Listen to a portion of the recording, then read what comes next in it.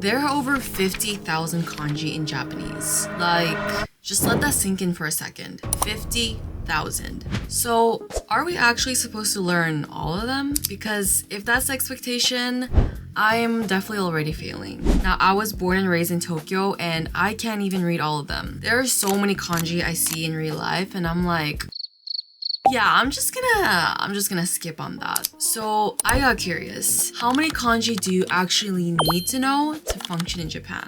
Now, if you didn't know, I grew up in Tokyo, but I went to an international school my whole life. So my Japanese is kind of in this weird in-between stage. Like, I can hold conversations and I can understand what people are saying. I can live my life in Japan just fine. But when it comes to kanji, that's when things become a little bit questionable. I'll look at something and be like, wait, I know this kanji, but why can't I remember what it means? Or, I know the meaning, but I completely forgot how to read it. And that's honestly the most frustrating part. There have been so many situations where I'm reading something, like a menu or a form, or even just something on my phone. And I'll recognize maybe 70% of it. And then there's that one kanji that just ruins everything. So, what do? I skip, I guess, I use context, and most of the time it does work, but it doesn't feel too great because honestly, it just makes kanji feel endless. And I definitely know I'm not the only one that feels like this. So I wanted to figure it out properly. Do we actually need to learn all 50,000 kanji, or is there a smarter way to approach this? So first, let's talk about that number. 50,000 kanji, because technically it's true. There are over 50,000 kanji that exist in the Japanese language. But here's the part that no one really tells you. Almost none of them are actually used in everyday life. A lot of these kanjis are super old, extremely rare, or only show up in very specific academic contexts. Like for example, this kanji, shitsu. You'll basically never see this in everyday writing. Most people just use shikaru instead. Or something like to, which literally means the sound of multiple dragons. I don't think that's coming up in your daily conversation anytime soon. And then you have kanji like so, coarse or rough, which is technically a real character, but again, not something people are using in normal life. So yeah, these exist, but they're not the kanji you actually need to function in Japanese. And even native Japanese people don't know most of these. So then the question becomes, what do Japanese people actually know? In Japan, there's something called Joyo kanji, which is basically the set of characters considered essential for daily life. And that number is around 2,136, which is still a lot, but it's a lot less scary than 50,000. So realistically, if you can read those 2,000 kanji, you can pretty much read books, newspapers, signs, pretty much everything you need for everyday life in Japan. And honestly, when I first learned this, it completely changed how I viewed kanji. Because before that, it just felt like this infinite thing that I was never going to catch up with. But even then, 2,000 kanji is still a lot. So I wanted to see what actually happens if you try to learn them properly. So I decided to take this more seriously and try to learn kanji step by step. Step number 1, writing. The first thing I did was what I think a lot of people start out with, just writing kanji over and over again. Like literally filling pages with the same character again and again and again. And in the moment, it does feel productive, right? You're putting in the time and you're actively doing something. And to be fair, it does help with recognition. After a while, you start to look at a kanji and think, okay, I've seen this before. So this stage is really just about getting familiar with how kanji looks. But the problem is, I come back to the same kanji a few days later and it would feel a bit unfamiliar again. Like, I knew I had studied it, but I couldn't confidently say what it had meant or how to even read it. Step number 2, flashcards. So then I moved to flashcards. Looking at a kanji, try to remember the meaning, flipping it over, and checking the answer. And repeating that process over and over. And this definitely felt like a step up because now I wasn't just writing, I was actually testing myself. And after a while, I could recognize more kanji when I saw them. But then I realized something really important. Recognition is not really the same as knowing something. Step number 3. Recognition versus real memory. Because the moment I would have to recall it on my own without seeing the answer, my brain would just freeze. Like, I'd be reading something, maybe a menu, a message, or maybe something online. And I'd come across a kanji and think, wait, I've definitely seen this before, but I couldn't remember what it meant.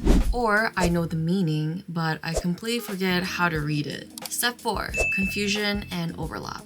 And then there are the really confusing ones where there are multiple kanjis that started blending together. They'd look similar, they'd feel similar, and I'd mix them up constantly. So in my head, I was like, wait, didn't I already learn this? But apparently, not really. The real problem. And that's when it clicked for me. I wasn't actually building memory, I was just going through the motions. Writing helped me see kanji, and flashcards helped me recognize them. But nothing was helping me retain them long term. So basically, the moment I stopped reviewing, everything just disappeared. And I think this is where a lot of people get stuck, because you're essentially doing all the right things. Writing, flashcards, and repetition. But without a system, it doesn't actually stick.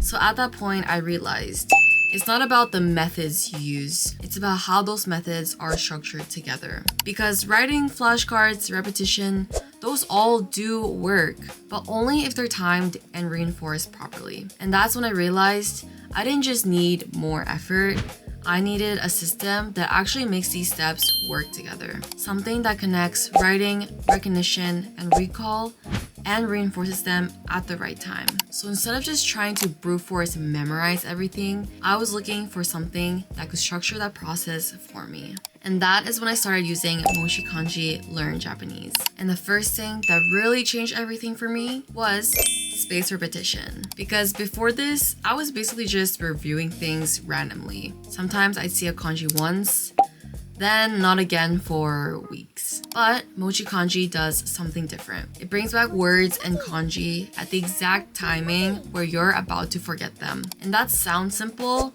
but honestly, this is the part that made everything click. Because suddenly, I wasn't relearning the same kanji over and over again. I was actually locking them in. And what I also didn't realize before is that memorization isn't just one step. There are actually levels to it. Like in MochiKanji, you basically move through 5 stages of actually fully knowing something. At the beginning, you barely recognize it. Then you recognize it when you see it. Then you recall the meaning with effort. Then it becomes automatic.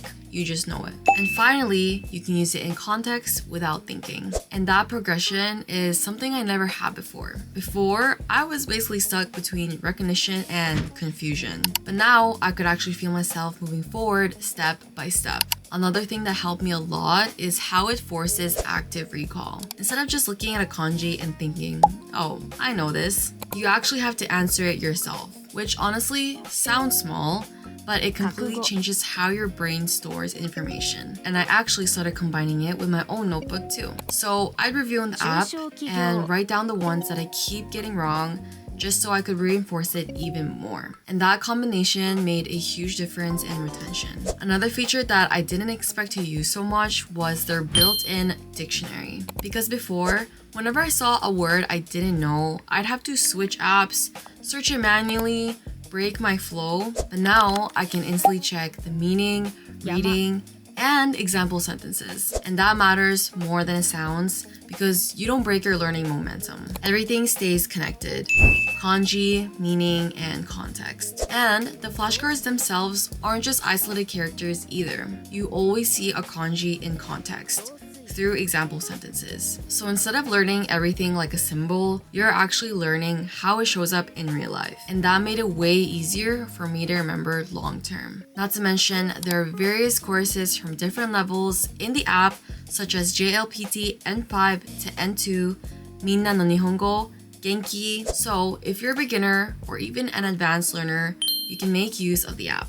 Now, if you find kanji difficult to memorize, you can make it a little bit easier by practicing through stroke order. In the kanji tab, you can study over 1,000 kanji across different levels, N5 to N2, Joyo kanji, and even more. For each character, you'll learn through mnemonics with cute visuals, related vocabulary, and stroke order writing practice. By combining these methods, learning kanji becomes less stressful and easier to remember. Now, one of the biggest differences though was actually seeing the progress, like how many kanji I've learned, what I'm struggling with and what I've actually improved on over time. Because before, kanji just felt endless. But now there was a structure to it. And for the first time, it didn't feel like I was guessing whether I was improving. I could actually see it happening. And honestly, that is the biggest shift for me. Before, kanji felt like this massive mountain that I would never climb. But now, it feels like something that I can break down and work through step by step. Not perfectly, definitely not instantly, but consistently. And that makes all the difference. So yeah, that's basically how I've been using MochiKanji. MochiKanji is available on their website, Google Play, and Apple Store. And I'll leave all the links down below if you want to check it out. It's just been really helpful for me in making kanji feel a lot more manageable instead of something I constantly fall behind on. So if you're also trying to learn Japanese, it's definitely worth trying out. So the question stopped being, can I learn 50,000 kanji? And became, how do I make what I learn actually stay? And after using a more structured system for a while, I started noticing something pretty interesting. It wasn't suddenly that I knew everything, or even that kanji became easy, but things started to feel familiar in a way they didn't before. Like, I wouldn't just recognize a kanji, I would actually memorize the meaning without hesitating. And that small difference changed a lot for me in everyday situations, like reading messages, signs, or menus. I didn't have to stop and think so much. It became more automatic. Before, I would constantly pause and second guess myself. Like, wait, what does that mean again? But now that pause started happening less and less. And the biggest change wasn't even speed. It was retention. I wasn't forgetting things as quickly anymore because the spaced repetition system was constantly reinforcing the weak points instead of letting them disappear in the background. So even the kanji I used to struggle with started to stick long term. And I think that also changed how I felt about Japanese in general. Because before, I always had this feeling that I was so behind. Like, I could definitely function in Japanese for the most part, but I wasn't fully confident in it. But now I feel a lot more stable with it. Not perfect, but way more consistent. And I think that's what I realized about all of this. Kanji really isn't about memorizing everything. It's about building a system where you don't lose what you learn. So if you're looking at Japanese and you're thinking to yourself, there's just no way I can learn all of this, I get it, because I used to feel the same way. It feels infinite when you look at it all at once. But the truth is, you're not supposed to learn all of it. You're supposed to build the parts that actually matter first. And once you stop trying to memorize everything and start focusing on systems that actually help you retain what you learn, it becomes a lot more manageable than it looks in the beginning. Still hard, but definitely manageable. So yeah, that's been my experience trying to learn kanji more properly. Not perfect, still learning, but definitely a lot more structured than before. And I think if you're learning Japanese too, it's definitely easy to feel overwhelmed by how much there is. But you don't actually need to learn everything at once. You just need a way to make what you do learn actually stick. For me, that's where MochiKanji helped. It gave me a system that actually fit how memory works, instead of just trying to brute force everything. So if you're studying Japanese and you want to try it out, I'll leave MochiKanji linked down below so you can try it out yourself. And yeah, hopefully it makes kanji feel a little less overwhelming for you too. If you watched so far, thank you so much for watching, and I will see you guys in the next one. Bye!